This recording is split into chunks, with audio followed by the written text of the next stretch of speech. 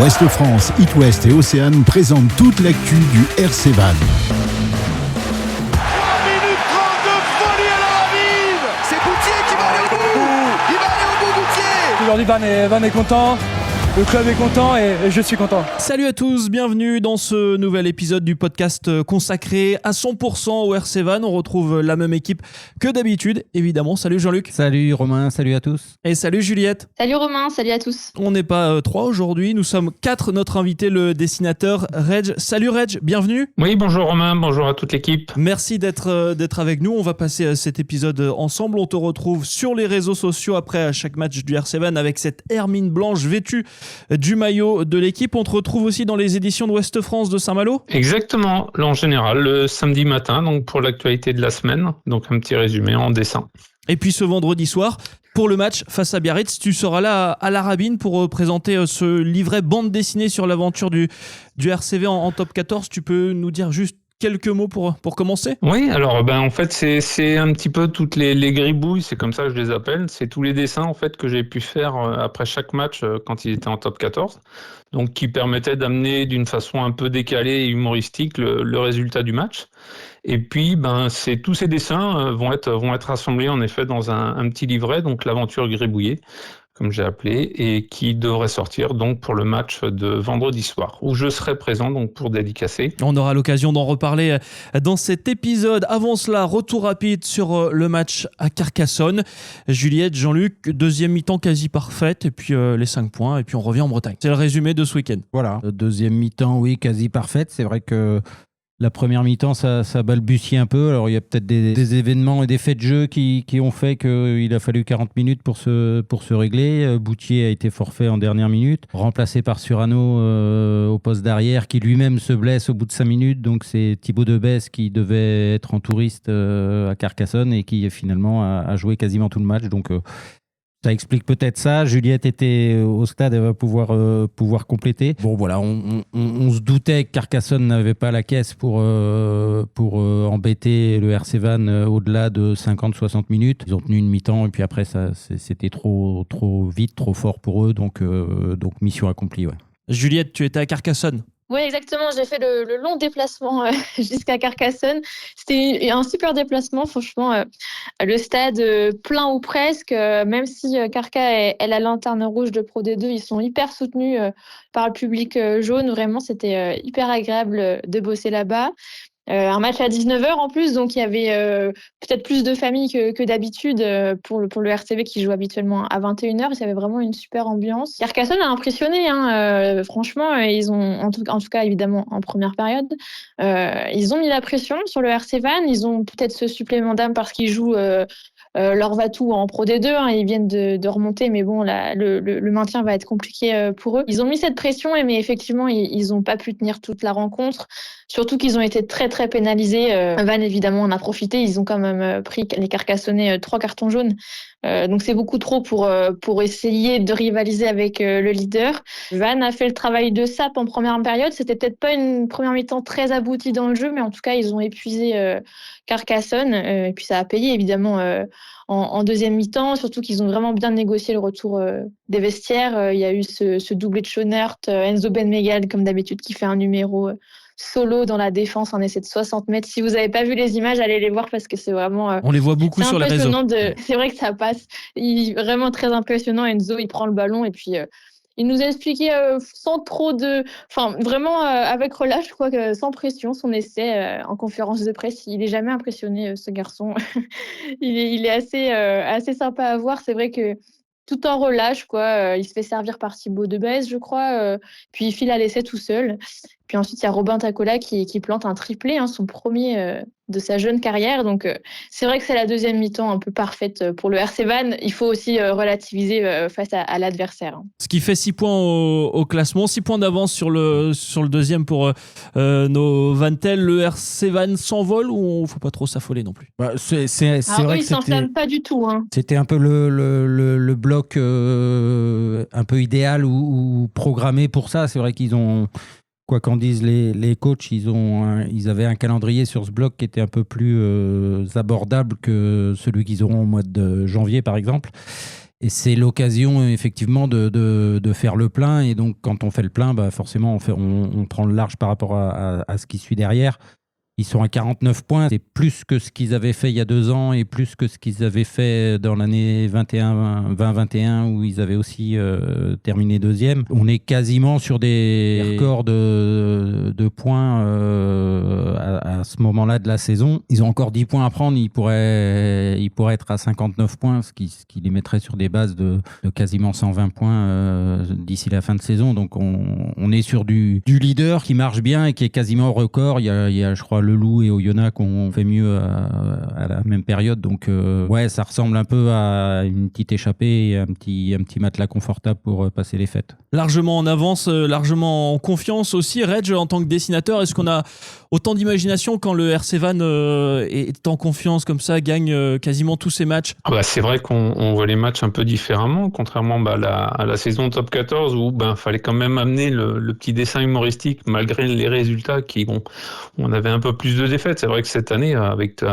pas mal de victoires, c'est toujours plus motivant à dessiner, mais faut toujours trouver le petit truc qui va faire sourire le spectateur, quoi. Et puis comme il y a quasiment que des victoires, on vexe personne avec ces dessins. Exactement. On a parlé de beaucoup de choses sur ce match à Carcassonne. On peut retenir aussi, tu en as parlé Jean-Luc tout à l'heure, de ces blessures. On parlait des piliers il y a quelques semaines dans le podcast. On pourrait parler maintenant de l'inquiétude un petit peu chez les arrières. On en est où avec Surano, Boutier? Tout ça sera absent déjà vendredi soir. Oui, tout à fait. Paul, il va même être absent contre Béziers aussi la semaine prochaine. Il serait apte selon, on va dire, les règlements. Donc il a pris une commotion, on le rappelle, à Carcassonne. Il pourrait jouer contre Béziers, mais le staff a préféré le ménager là, sur les 2 prochains matchs. Donc il reprendra à Mont-de-Marsan début janvier contre Mont-de-Marsan. Et puis Anthony Boutier, c'est un peu la surprise, on va dire, ça n'avait pas trop fuité. Il s'est fait opérer du genou.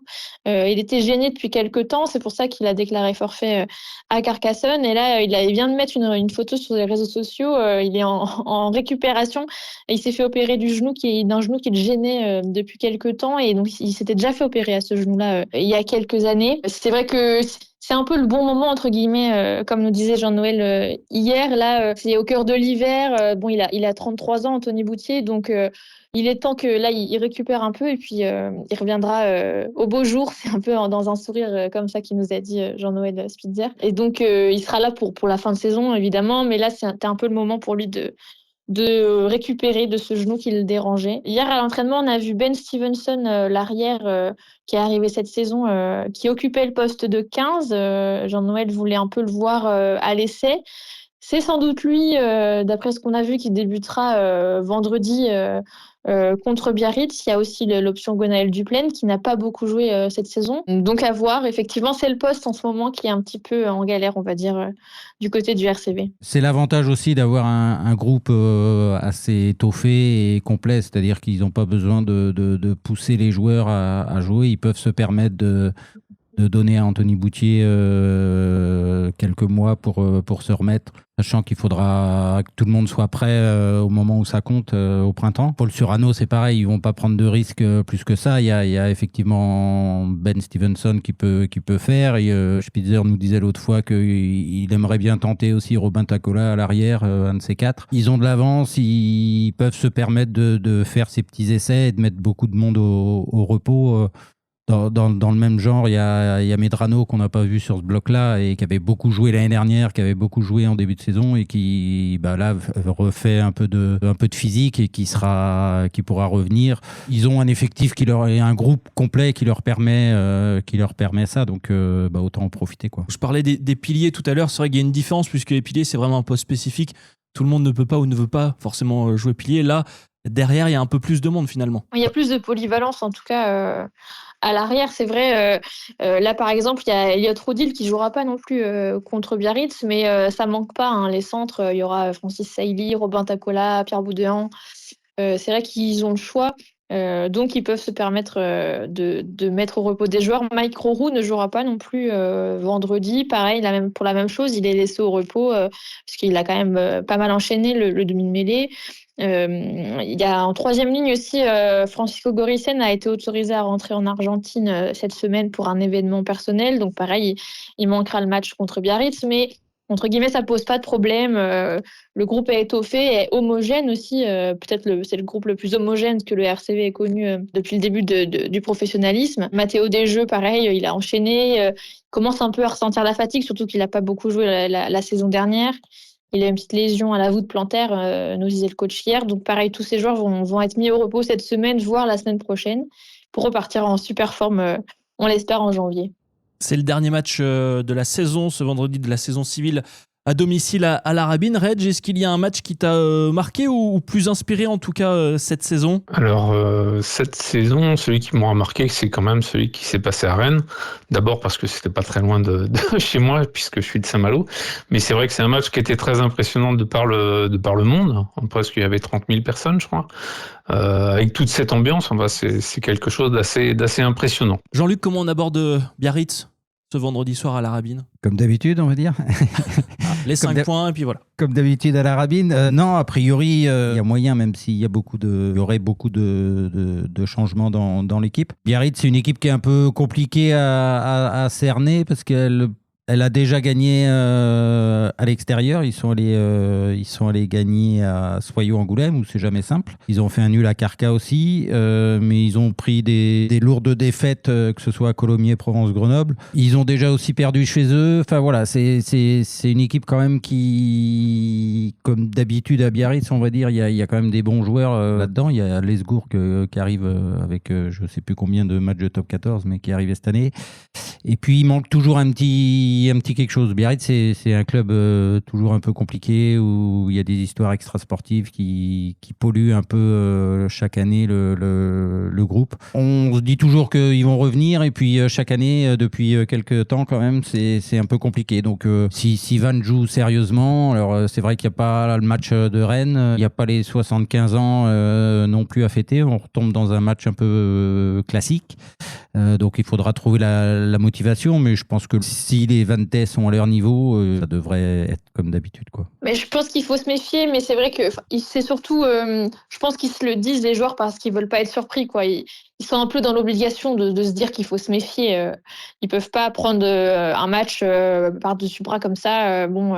C'est évident qu'ils doivent se méfier de tout le monde, même s'ils sont relativement en confiance quand même. Il faut se l'avouer. Je pense que même le savent. Comme tout le temps, ils nous disent qu'ils ne regardent pas le classement, qu'ils ne regardent pas le nombre de points, que leur objectif, c'est sur le terrain, dans le jeu. Mais à la fin, c'est vrai qu'il n'y a que des victoires bonifiées. Et ils jouent encore contre le 12e vendredi. On serait presque déçus qu'ils ne gagnent pas, évidemment, et surtout qu'ils ne gagnent pas avec le bonus, quoi. Faut se méfier, effectivement, mais c'est peut-être un peu plus un élément de langage qu'une réalité, peut-être. Juliette, tu étais en conf de presse mardi, tu as vu l'entraînement, tu parlais tout à l'heure de l'absence de Rourou, ce sera Richard Jude, je ne sais pas si je le prononce avec le bon accent, ce sera lui sur le terrain vendredi soir ? C'est ce qui apparaissait en tout cas à l'entraînement hier. Il y avait aussi Alagna qui était sur le banc, ils échangeaient un peu, sur le banc avec un autre chasuble d'une autre couleur, mais en tout cas oui, je pense que ce sera Richard Jude qui sera sur le terrain. Il avait joué très rapidement en tant que remplaçant à son arrivée parce que le coach voulait le voir, puis le mettre un peu dans l'ambiance de la Rabine du RC Vannes assez rapidement après son arrivée. Là, ça fait un petit moment qu'il n'a pas joué. C'est son tour, quoi. Il faut bien le tester. Il faut bien que, même si peut-être que tout n'est pas tout à fait calé en termes d'association, de mise en place, mais en tout cas, oui, il faut le tester. Puis ça permet aussi évidemment à Mike Roux de se reposer un peu, donc c'est pas plus mal. Sinon, c'est vrai que ça va être assez classique. Pareil, on a vu Eric Marx et Fabrice Mess en deuxième ligne, Pedemonte, Calamafoni, Blanc-Mapaz en troisième. Dave Cherry sera le talonneur. C'est assez classique. Sinon, les ailiers, ce sera sans doute Enzo, Ben Megal et Romaric Camou. Robin Tacola et Francis Saïdi au centre. Et puis Ben Stevenson, c'est quand même à noter, sans doute à l'arrière. En tout cas, c'est ce qu'on a vu hier, même si la composition n'était pas tout à fait arrêtée d'après ce que nous a dit le coach. Mais ce serait une première pour lui. Je crois qu'il n'a jamais joué à l'arrière, en tout cas jamais été titulaire à l'arrière. Et la compo, vous la retrouverez sur la page Facebook RC Vannes par Ouest France. Là, vous avez plein d'infos sur Facebook aussi. Vous retrouvez la page de Reg35, le gribouilleur runner, notre invité aujourd'hui. Reg, comment tu as commencé à croquer le RCV ? Est-ce que tu peux nous expliquer un petit peu ton histoire avec le RC Vannes? Comment ça a commencé? En fait, au tout début, moi je dessine depuis un petit moment bande dessinée, et c'est vrai que j'ai suivi au départ l'équipe de Saint-Malo, mais côté foot.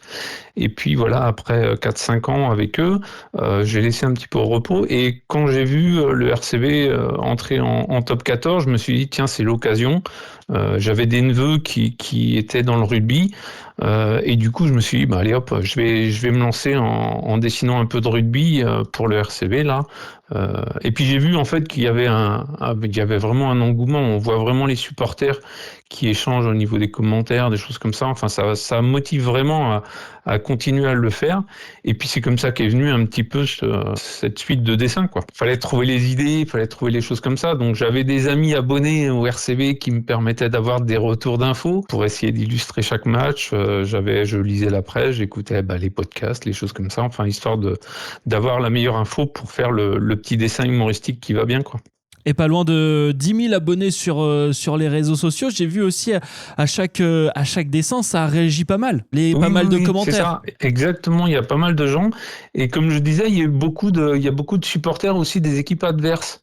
Et c'est ça que je trouvais sympa, c'est qu'il y avait des échanges, voilà, alors où le dessin était en leur faveur ou en leur défaveur, c'était toujours sur un ton humoristique, hein, c'est ce que je dis à chaque fois, c'est pas à prendre non plus au premier degré au niveau de tout. Mais maintenant, c'est vrai que les équipes attendaient un petit peu le dessin de leur équipe. C'est-à-dire que quand on allait jouer chez eux, j'avais régulièrement les messages qui venaient un peu avant en disant voilà, on attend la prochaine gribouille face à notre équipe. Donc c'est très sympa comme ambiance. Mais c'est-à-dire que tu dessines. Et tu dessines, je pense que c'est la même question. Ouais. Tu dessines au cours du match, c'est ça? Alors non, en général, je regarde le match, j'ai la possibilité de le regarder, ou j'y assiste, mais en top 14, j'avais assisté qu'au match face au Stade Rochelet. C'est plutôt après le match, où là j'ai les premiers retours, les premiers avis qui vont me laisser penser à tel ou tel dessin. Je travaille un petit peu le dessin avant, dans la réflexion, dans le sens où je vais aller chercher s'il y a une mascotte déjà dans l'équipe adverse, comment elle se situe en ce moment, s'il y a un jeu de mots à trouver, enfin voilà, on essaie déjà de préparer un petit peu le terrain pour gagner du temps et essayer de sortir ce dessin au plus vite après le match, quoi. Et là tu viens de sortir un livre sur la saison en top 14, ce sera d'ailleurs vendredi soir à la Rabine. Ça retrace un petit peu toute la saison de top 14, c'est ça? Oui, exactement, ouais. Tous les dessins qui sont parus, plus quelques-uns qu'on n'a pas encore vus, mais c'est vrai que plutôt que de garder les dessins de mon côté dans ma tablette ou dans l'ordinateur, j'avais vraiment envie de le proposer aux supporters qui me le demandaient aussi. Donc j'ai cherché à sortir ce petit bouquin, je l'ai proposé au RCV, et puis c'est la Kerlen, en fait, le groupe de supporters qui m'a dit Banco, on y va ensemble, et puis c'est comme ça qu'on a trouvé un imprimeur sur Vannes qui nous a sorti le bouquin, et donc il sortira tout chaud, je dirais, pour vendredi soir à la Rabine, donc. Et on te retrouvera donc à la Rabine pour une séance de dédicace. Est-ce que tu sais où tu seras à peu près dans le stade? Alors d'après les échos, d'après les amis donc de la Kerlen, alors il y a déjà eu des préventes de livres qui ont été faits et qui sont toujours possibles sur leur page Facebook là, via leur boutique en ligne. Les commandes seront à retirer au local de la Kerlen, donc ils m'ont parlé entre l'escalier 9 et 10, alors ça parle sans doute aux gens de la Rabine. Et moi je serai sous la tribune Intermarché, où j'aurai donc un stand pour essayer de dédicacer au maximum à ceux qui sont là, et où il y aura effectivement les livres à vendre, quoi. Si j'ai pas trop de boulot en dédicace, j'espère voir le match, quoi. Avec un dessin en direct? Alors le dessin en direct, je suis pas sûr quand même, parce que c'est vrai que quand je rentre en général dans un match, c'est vrai que je suis le match et j'ai pas obligatoirement la tête penchée sur mon crayon, mais j'espère qu'en effet il ressortira l'idée très rapidement pour pouvoir la faire dans la foulée, quoi.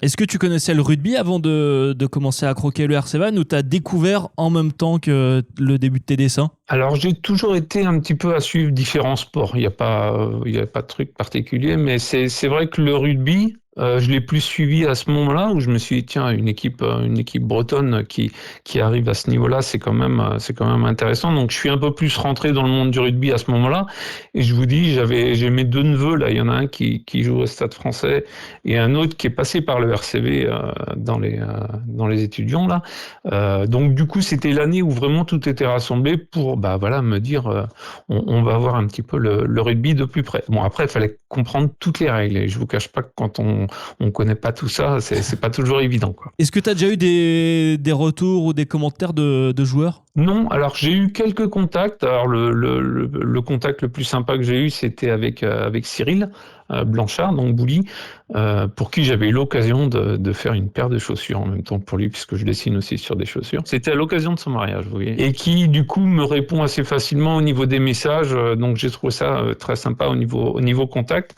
Après, au niveau des autres joueurs ou dirigeants RCV, non, il n'y a pas plus de contact que ça, quoi. Comment est né justement cette Hermine? Comment tu l'as imaginé ce petit dessin qu'on retrouve partout dans toutes tes gribouilles, pardon.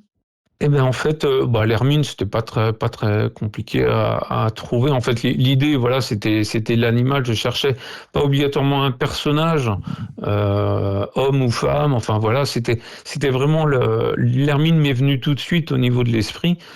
D'ailleurs, elle est prise aussi par le Stade Rennais. Je crois qu'à son hermine aussi avec Hermining ou d'autres. Donc voilà, c'était pour moi l'animal qui correspondait le mieux à l'équipe à ce moment-là, quoi. Reg35, le gribouilleur runner, c'est pour te retrouver sur les réseaux. Vous êtes déjà peut-être tombé sur un dessin avec cette hermine blanche et ce maillot, généralement ce maillot bleu du RC Vannes. Merci Reg d'être revenu dans ce podcast. Merci beaucoup. Écoutez, à vendredi pour certains donc qui seront au match et puis de toute façon après il y aura toujours possibilité de retrouver le petit livret. Je crois qu'ils ont trouvé un bar, les Oubliettes à Vannes, qui pourra diffuser aussi le livre après le match. Donc voilà, je vous dis à bientôt. Je rappelle l'aventure top 14 du RC Vannes, l'aventure gribouillée. Donc on se retrouve vendredi à l'Arbaine. Oui, Jean-Luc. Juste, on est avant Noël, on n'a pas parlé du prix du bouquin, si ça donne des idées de cadeaux.